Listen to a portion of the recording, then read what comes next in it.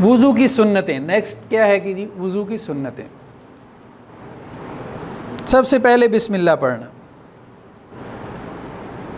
بسم اللہ پڑھنے کے حوالے سے جو روایات آئی ہیں وہ ضعیف درجے کی ہیں، ایک بار یہ ذہن میں رکھیں.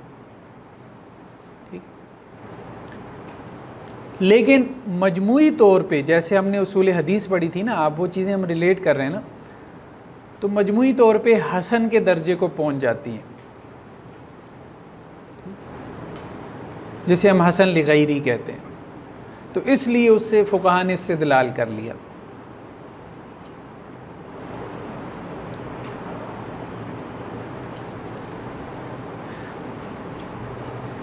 اب البتہ اس میں اختلاف ہے، بعض فقہاء کہتے ہیں بسم اللہ سے مراد بسم اللہ الرحمن الرحیم ہے، بعض کہتے ہیں صرف بسم اللہ یہ الفاظ، اور یہی رائے درست معلوم ہوتی ہے، صرف بسم اللہ کے الفاظ، پوری بسم اللہ نہیں.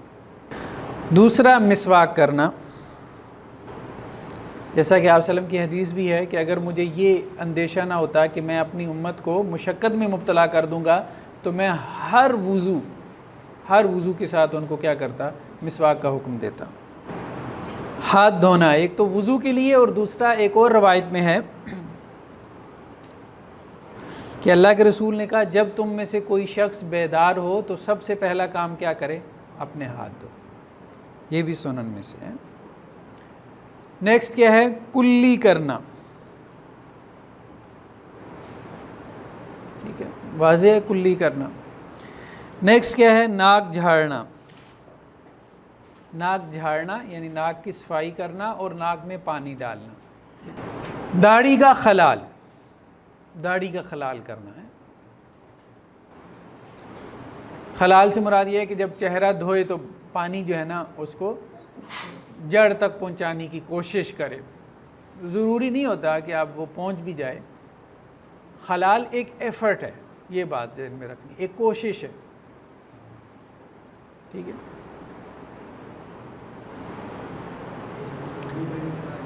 جی خلال کا مطلب ہوتا ہے، مطلب خلت سے ہے نا، گہرائی تک کسی چیز کو پہنچانا. اسی سے لفظ خلیل بنا ہے نا، جو بہت قریبی دوست ہوتا ہے اس کو خلیل کہتے ہیں.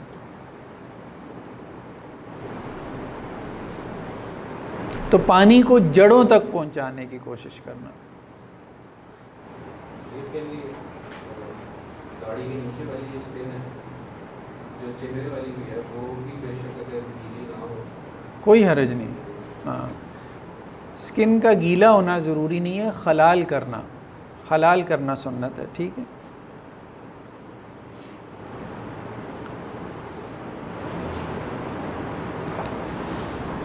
تو ایک حدیث میں اللہ کے رسول نے کہا کہ اللہ تعالیٰ نے مجھے خلال کا حکم دیا. بہرحال مطلب بڑی چیز ہے. انگلیوں کا خلال کرنا. نیکسٹ کیا ہے، 3 مرتبہ دھونا. ہر عضو کو 3 مرتبہ دھونا، یہ بھی وضو کے سنن میں سے. ویسے تو بعض روایات میں یہ بھی ہے کہ اگر پانی کم ہے تو 2 مرتبہ بھی دھو سکتا ہے، اور پانی کم ہے تو ہر عضو کو 1 مرتبہ بھی دھو سکتا ہے. یہ 1 مرتبہ دھونا ہے، 2 مرتبہ دھونا، پانی کم ہونے کی اس شرط کے ساتھ ہے، ویسے بھی کر سکتا ہے. دیکھیے سنت 3 مرتبہ ہے نا، فرض 1 مرتبہ دھونے سے ادا ہو جاتا ہے. یہ مالکیہ اور حنابلہ کے نزدیک فرض ہے پے در پے دھونا. پے در پے دھونا سمجھ رہے ہیں، تسلسل کے ساتھ دھونا. مطلب آپ نے وضو شروع کیا، ٹھیک ہے، ابھی چہرہ دھونے تک پہنچے تھے کہ ادھر سے فون کال آ گئی، آپ نے کال سننا شروع کر دی، آدھا گھنٹہ اس میں لگا دیا. اب کہا اس کے بعد بازو دھو لیتا ہوں. تو مالکیہ اور حنابلہ کیا کہتے ہیں، پے در پے لگاتار وضو، جسے کہتے ہیں ایک سٹنگ میں وضو کرنا، وہ ضرور، ہاں یکے بعد دیگرے.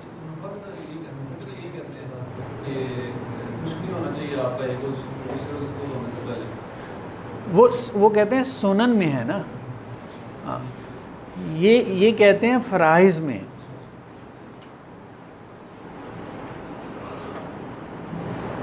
کانوں کا مسح کرنا. کانوں سے مراد یہ کانوں کی جو پچھلی سائڈ ہے یہاں پہ مسح کرنا ہے.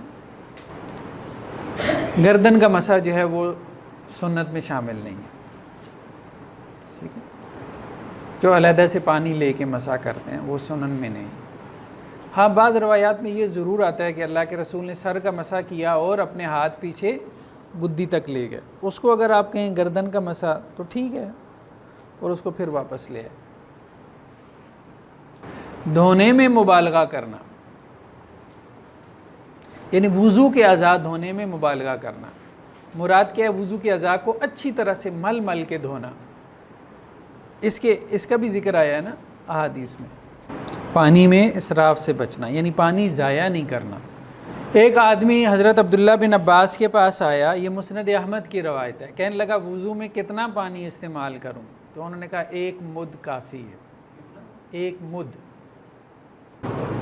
تو یہ بہرحال مناسب نہیں ہے وہ لوگ جو ٹوٹی کھول کے جو ہے نا وہ بیٹھ جاتے ہیں, برش کر رہے ہیں, ٹھیک ہے, وہ پانی کھولا ہوا ہے. ظاہری بات ہے اب اس کا تو حساب ہوگا نا. یہ بھی مسند احمد کی روایت ہے, اگرچہ اس کی سند کمزور ہے لیکن بہرحال مانن یہ روایت درست ہے کہ عبداللہ بن عمر جو ہے وہ حضرت سعد کے پاس سے گزرے یا کسی چشمے کے کنارے, تو انہوں نے کہا بھائی تھوڑا احتیاط سے.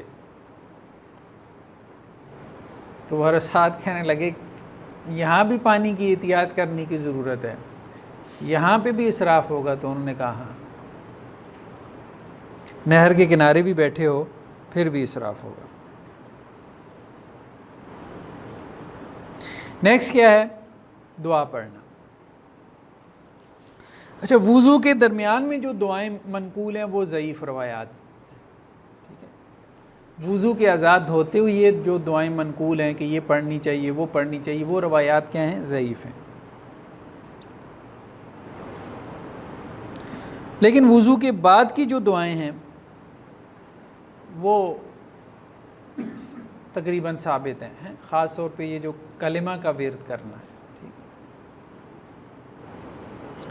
جیسا کہ حضرت عمر رضی اللہ عنہ کی حدیث ہے, یہ مسلم کی روایت ہے کہ جب تم میں سے کوئی اچھے طریقے سے وضو کرتا ہے اور اس کے بعد یہ الفاظ پڑھتا ہے اشہد ان لا الہ الا اللہ وحدہ لا شریک لہ واشہد ان محمدًا عبدہ ورسولہ, تو اس کے لیے جنت کے تمام دروازے کھول دیے جاتے ہیں, جس میں سے چاہے جنت میں داخل ہو جائے.